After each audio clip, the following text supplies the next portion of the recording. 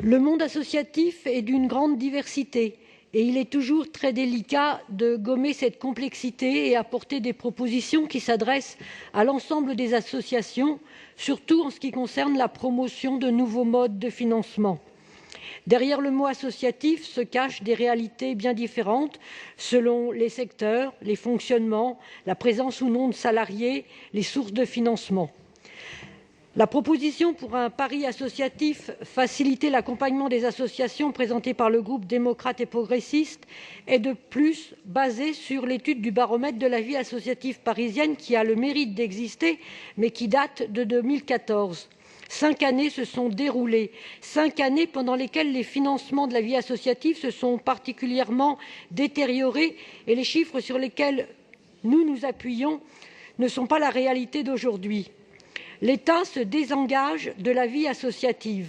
Le financement public de l'État diminue fortement et de nombreuses associations sont aujourd'hui très fragiles.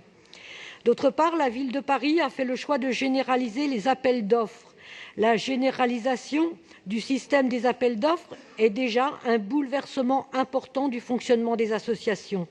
Avant d'envisager la promotion de nouvelles formes de contribution et de financement telles que le mécénat, le crowdfunding ou le micro-don, le groupe écologiste souhaiterait avoir une vision précise des appels d'offres initiés par la ville de Paris et quelles sont les conséquences de cette généralisation sur le fonctionnement des associations parisiennes.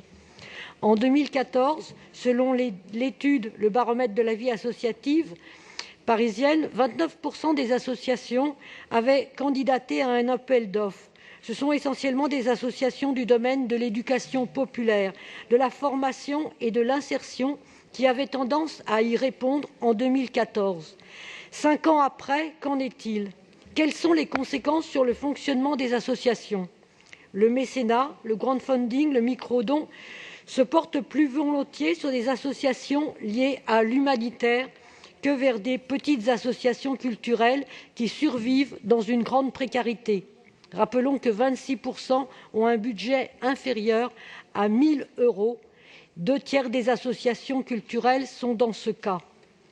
Alors, face à l'ensemble de ces complexités, le groupe écologiste votera contre ces propositions qui risquent avant tout de favoriser le désengagement de l'État et de fragiliser encore plus les associations.